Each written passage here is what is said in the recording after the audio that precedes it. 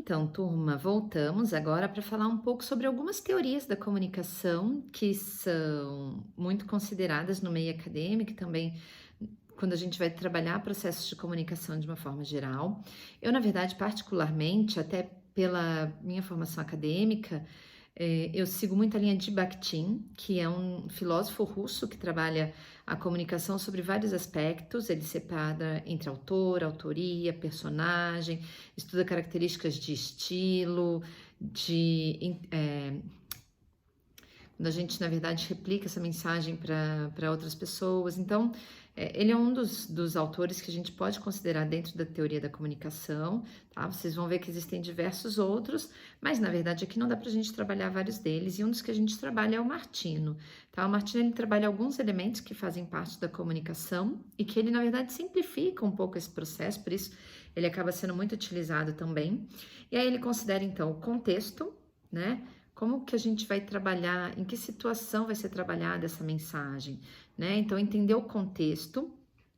Contexto pode ser, inclusive, por conta de situações que a gente vive, né? Ontem, alguns de vocês tiveram aula comigo, por exemplo, de diagnóstico e intervenção empresarial, em que eu falei que uma das situações que interfere muito, que na verdade as empresas precisam criar intervenções muito rápidas, é o contexto global atual, né? Em que a gente está aí com uma pandemia e que está trazendo mudanças de níveis globais, não apenas locais ou regionais, né? Então, em que contexto vai ser produzida essa mensagem?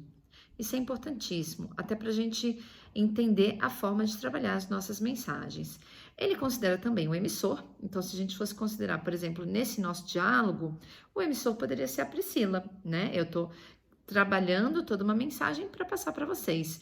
E vocês que vão receber essa mensagem são os receptores. Então, ele tem o contexto, ele tem o emissor, ele tem o receptor, ele tem a mensagem, que é a informação que está sendo aí trabalhada entre emissor e receptor, e ele tem o código.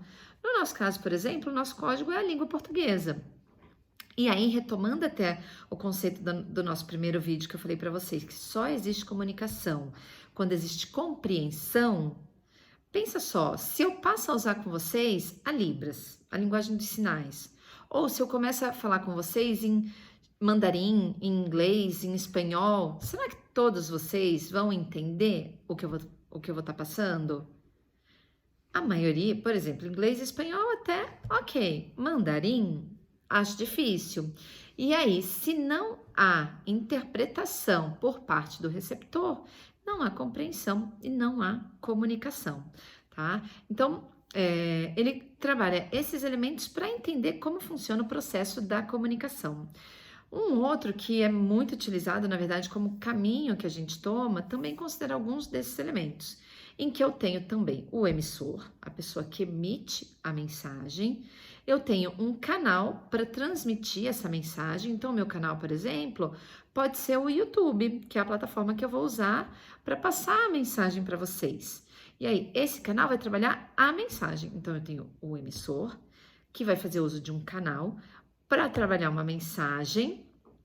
Detalhe, a gente precisa tomar cuidado para que não hajam ruídos, né? Olha um ruído simples da gente entender. Antigamente, quando a gente usava telefone, que era uma porcaria às vezes a ligação muitas vezes ia cheia de barulhinhos. E aí você entende metade do que as pessoas falam numa ligação. Isso é um ruído. Ou um ruído pode ser também, por exemplo, quando eu começo a dialogar com vocês e começo a utilizar palavras que não fazem parte do vocabulário de vocês. E vocês não compreendem a mensagem como um todo. Isso também é um ruído.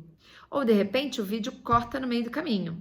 Houve um ruído, tá? Então, eu sou um emissor que faço uso de um canal para trabalhar uma mensagem para atingir o meu receptor, que são vocês, sem que haja necessariamente um ruído, para que a mensagem realmente seja compreendida e haja comunicação.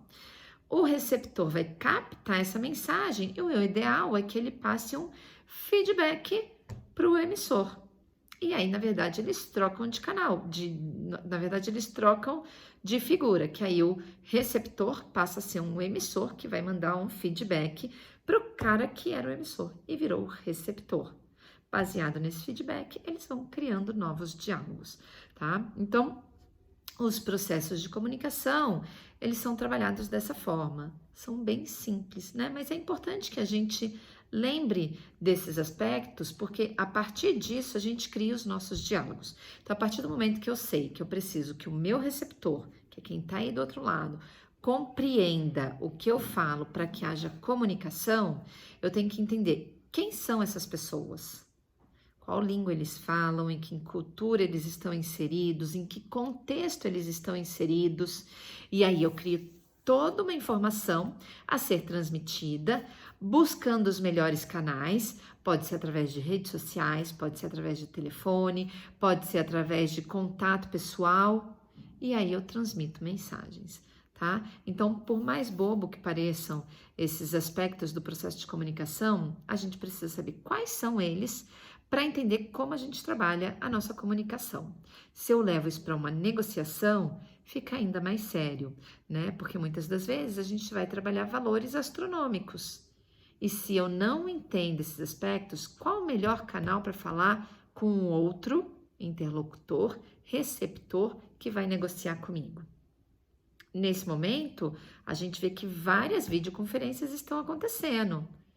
E aí, o que funciona melhor? Um programa como o Zoom, como o Hangout, como o Skype, que está aí há décadas, como o WhatsApp, que no Brasil é muito forte, tá? Então, entendendo esses elementos, a gente identifica melhor como a gente consegue trabalhar cada um deles nas nossas negociações. Eu volto daqui a pouquinho com o nosso último vídeo, tá bem?